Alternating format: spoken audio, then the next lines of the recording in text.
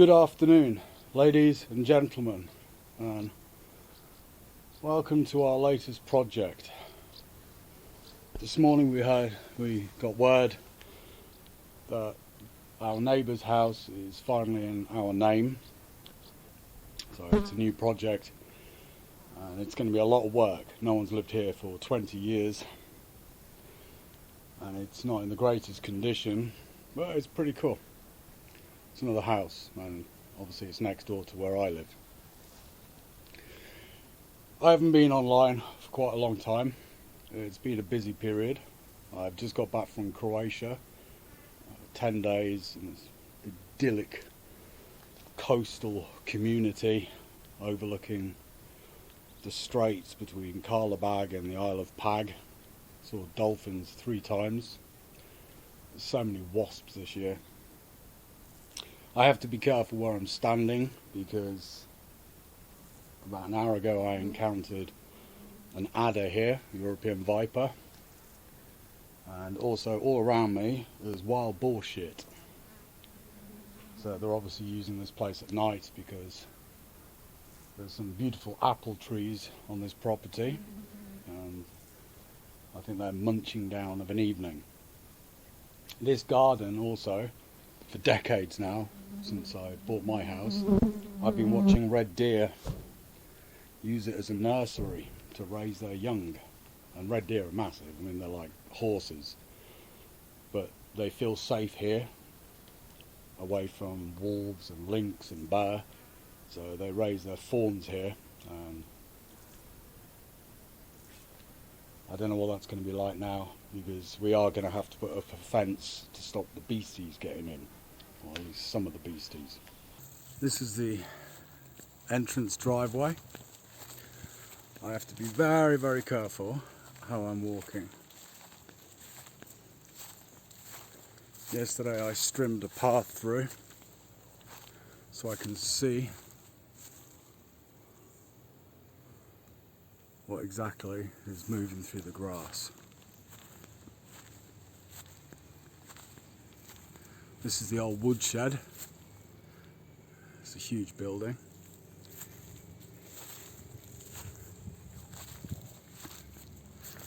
This is the cellar. One of the apple trees. It's got really nice apples here.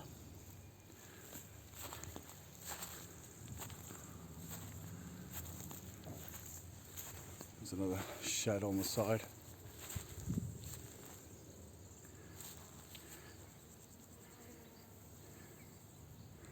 Now, no one has lived here for about 20 years, so it's not in a good condition. Okay, this is the entrance foyer.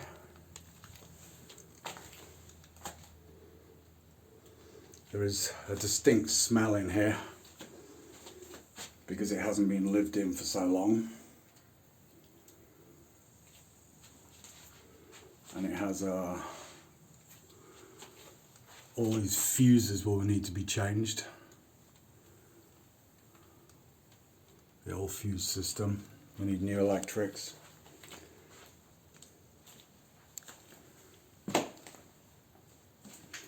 Now, up there is the attic, which is immense.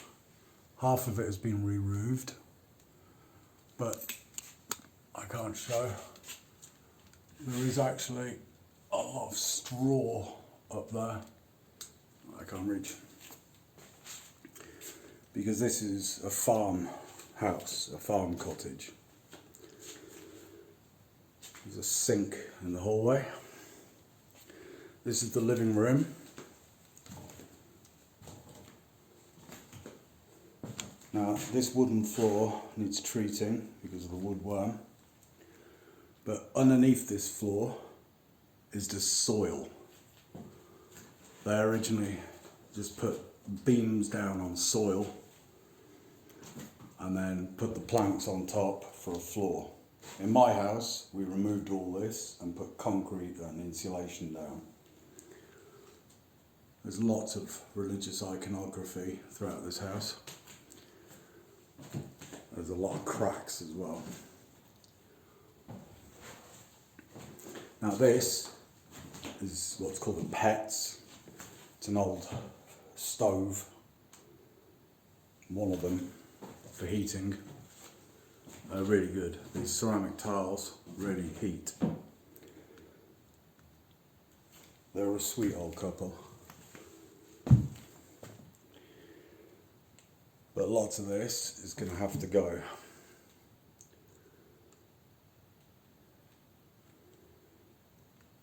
Because, well, it's going to be our house now.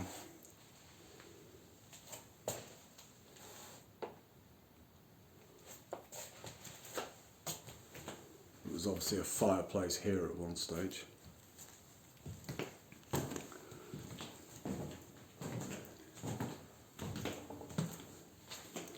Like I said, no one's lived here for 20 years.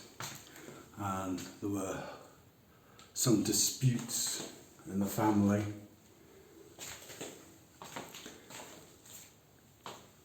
about ownership because of Slovak inheritance laws.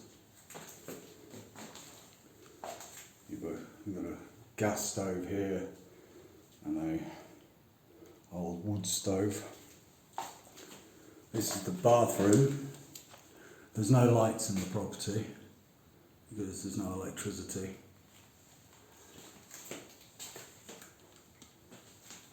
This has to be the smallest washing machine I've ever seen in my life. The bath is connected to a wood burning boiler. Now I had one of these in my house when I first bought it and I got rid of it stupidly. But in a survival situation, this is amazing.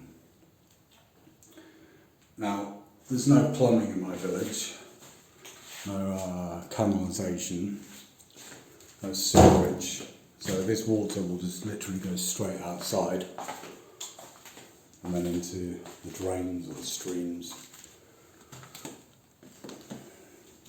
This hole we need to sort of fix.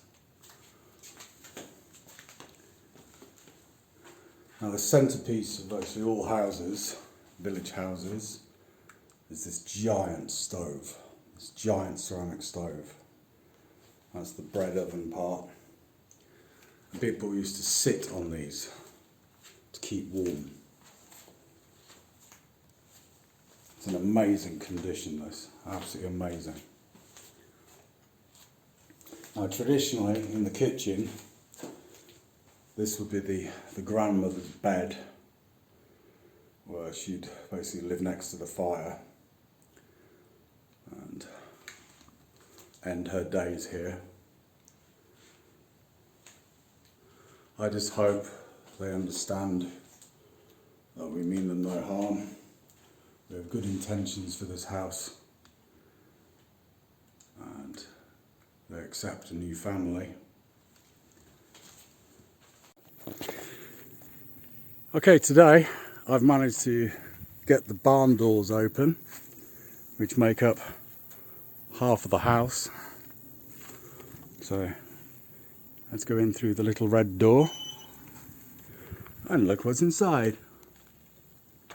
A 1960s Skoda Mbechka, Skoda 100.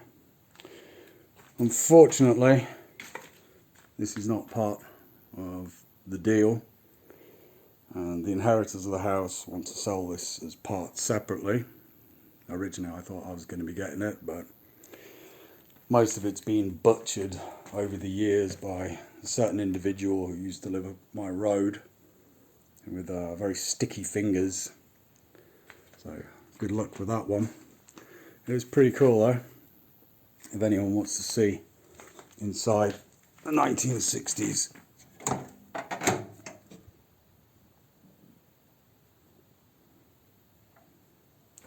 And of course the engine is in the back.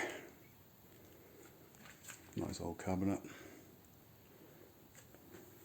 I have to be really careful in here because this is where the adder came. and there's piles of wood everywhere, so I can't see where the snakes are, and I'm wearing flip-flops as usual in this heat. Let's go have a look into the attic. Now I can finally access it. Oh, now Max, you were talking about Barnaby. I've got my own Barnaby now. There's a lot of work to be done. I can hear something moving over there. This will be a pain in the arse to get rid of. These old village houses kept their straw and their hay above the living area. If you can see, that's the hole that goes into the hallway. I can hear things moving around. Yeah, they kept them up here to dry out for the animals, but also as insulation. There's an old iron bed over there and some sort of milk churn. I don't know what they're hanging. Right, this barn, it's taken me about 3 hours to get this old lock off. And I've spent most of the day in this stinking, rotting area trying to remove it from the door. I presume that was either a rabbit hutch or a chicken hutch. In the back you can see a pigsty. These are the old, whatever they're called, from roof guttering, sorry. This is the old pigsty.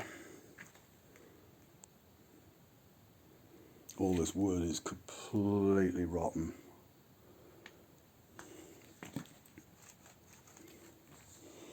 An old bathtub, a metal one, corrugated metal. Some troughs. That's where they shake the food through. There's a baby trough there. A couple of old wheelbarrows. There's a lot of work to do. But the walls are in pretty damn good condition. They really are. I'm surprised. Most of these old houses had stone on the bottom. And then this weird mixture of homemade bricks and dirt and stone for the upper parts. Makes drilling very hard. Some sort of a shaker. That's probably for sand or cement. Very nice old door. All the doors here were homemade. Everything is homemade. Even the house is homemade. They used to use something called a brigada, which is where your friends and family help build your house for you. Some nice apple trees. And then in turn you help build theirs.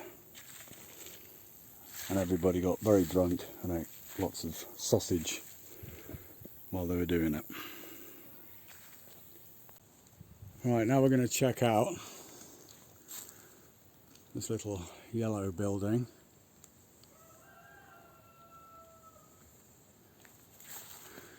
And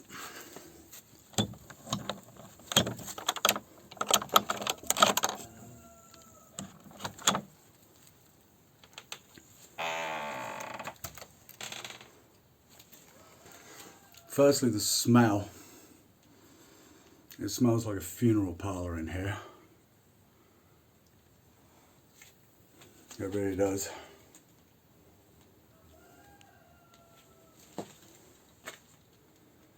Some sort of hand mincer or grinder. Now all these candles, this is all part of the funeral.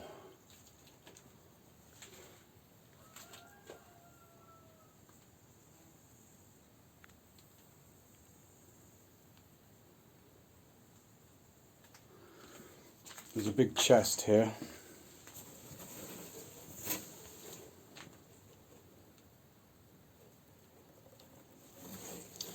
And these things, these are dowry chests. There's one here, and there's one here. These are massive. And dowry chests were what were given when a woman left home. Oh my God, these cracks are huge. When a woman left home, and it would contain her bedding and things like this. Quite often they were beautifully painted. This thing is at least a century old. At least a century old. That is very, very old. That looks a bit more modern. But inside these things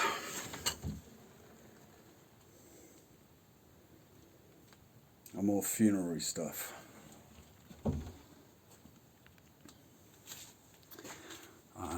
Unfortunately, before we start calling this our home, or a home for one of our children, we need to,